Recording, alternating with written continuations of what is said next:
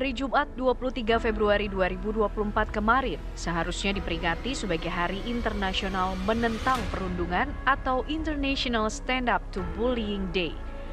Namun ironis, hari yang bertujuan menciptakan empati dan mengakhiri perundungan serta pelecehan dinodai oleh sebuah aksi perundungan di sekolah elit yang terjadi beberapa waktu lalu dan melibatkan sejumlah anak pesohor di tanah air. Aksi perundungan senior terhadap junior di Binus School Serpong, Tangerang Selatan, Banten terungkap ke publik setelah viral di media sosial pada Senin 19 Februari lalu.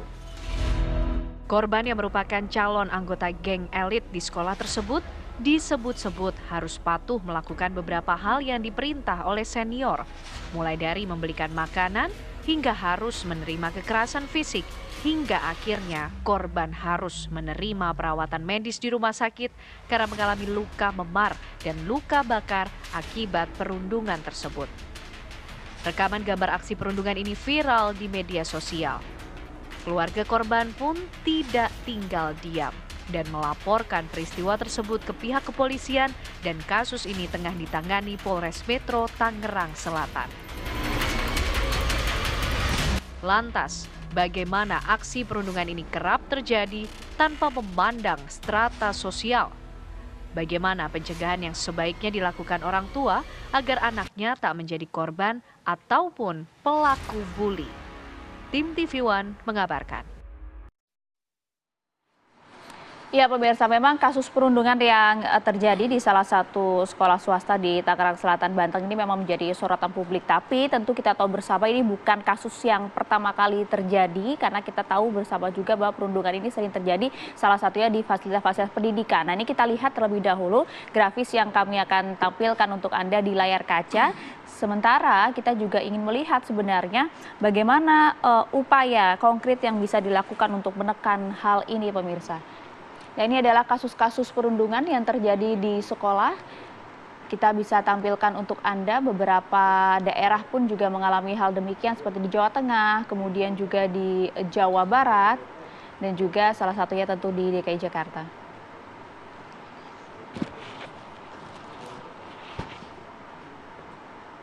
Dari jumlah kasus perundungan ini memperlihatkan pemirsa bahwa hal tersebut kerap terjadi di fasilitas pendidikan dan tentu ini kita sama-sama ambil peran untuk bisa mengantisipasi hal ini agar tidak terulang kembali. Harapannya seperti itu. Nanti kita akan bahas bersama-sama dengan sejumlah narasumber kami.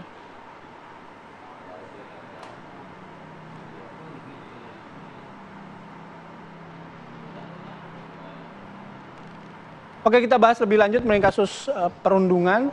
Sudah ada dua narasumber yang hadir bersama kami di studio. Ada yang pertama ada Bang Jasra Putra, ini Wakil Ketua KPAI. Pagi, Bang. Halo Bang Jasra, terima kasih sudah hadir. Yang kedua ada Mbak Ajeng Rafiando, ini seorang psikolog. Pagi Mbak Ajeng. Halo Mbak Ajeng. Cerah banget hari ini. Ya. Mbak Ajeng sama Ayah pagi hari ini cerah. Saya ke Bang Jasra dulu Bang. Kalau dari KPAI sejauh ini kan kita sudah tahu tuh polisi sudah memeriksa beberapa terduga pelaku. Sekolah sendiri sudah mengeluarkan para terduga pelaku. Tapi sampai sejauh ini kasus dari perundungan ini sudah sampai tahap mana? Ya, jadi kasus yang di Tangerang Selatan ini kan memang mengejutkan kita ya. Ya. Betapa aksi perundungan itu tidak mengenal sekolah elit gitu ya, atau sekolah negeri atau sekolah lainnya gitu ya. Artinya apa? Memang data perundungan di kita dan termasuk juga di Kemendikbudristek memang besar datanya. Dan ini sudah kita kasih alarm darurat kekerasan di satuan pendidikan gitu ya. Dan bahkan Mas Menteri menyebutkan 3 dosa pendidikan, salah satunya ada perundungan. Nah yang kedua, ketika kasus ini dilaporkan ke kita sudah melakukan pengawasan baik ke sekolah maupun ke kepolisian gitu ya. Ada beberapa hal, satu memastikan korban tertangani secara baik sesuai dengan Undang-Undang Perlindungan Anak. Baik itu hak atas kesehatannya dipastikan pulih, kemudian pendampingan psikologinya, kemudian tentu mendapatkan keadilan. Itu saya pikir itu akhir dari penyelesaian kasus ini. Dan terkait keadilan itu kepolisian sudah melakukan penyelidikan dan sudah memeriksa ya terduga pelaku yang ada di video itu. Ada sekitar 11 orang, 8 usia anak, sisanya sudah lewat usia anak. Tentu kita tunggu hasil penyelidikan kepolisian seperti apa. Di samping lain tentu kita memastikan agar dalam kasus ini karena semuanya adalah usia anak, dipastikan penanganannya sesuai dengan sistem peradilan pidana anak, Mas Bayu. Oke, itu kan artinya KPAI juga sudah ikut mendampingi kasus ini. Tapi dari versi yang mungkin diterima oleh KPAI, secara kronologis bagaimana sih? Iya, ya. Karena kan banyak ceritanya? yang beredar di media sosial, kita tentu ingin pastikan lagi seperti apa. Iya, kronologis yang kita dapatkan dari kepolisian itu peristiwa itu kan ada dua kali ya. Satu di tanggal 2, kemudian terakhir puncaknya itu di tanggal 13. Setelah tanggal 2 itu Ananda ini kan melapor ke kakaknya, dia mengalami perundungan. Tanggal 2 itu apa yang terjadi? Dia sudah dibully, kemudian ada aksi kekerasan juga gitu ya.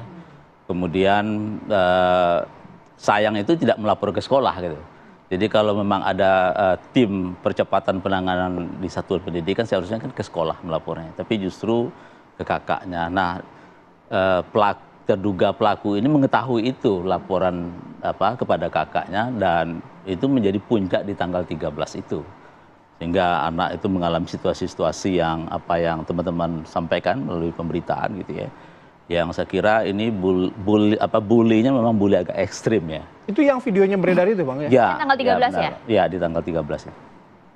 Oke, jadi si terduga pelaku ini sudah mengetahui ya bahwa korban lapor pada kakaknya sehingga akhirnya pada saat itu dibully akhirnya ya? Ya, jadi lanjutan dari peristiwa itu. Oke. Dan itu nampaknya bukan yang pertama kali terjadi terhadap si korban ini ya? Ya, beberapa kasus bully biasanya tidak sekali dua kali. Ini situasi puncak yang tidak terurai dan tidak tertangani sejak awal. Jadi pasti berulang dan kalau kita lihat di video yang sudah menjadi salah satu alat bukti kepolisian itu, ini kan dilakukan secara bersama-sama gitu ya. Kalau dia sendiri saya kira tidak bisa juga melakukan bully. Pasti dia bersama-sama berulang.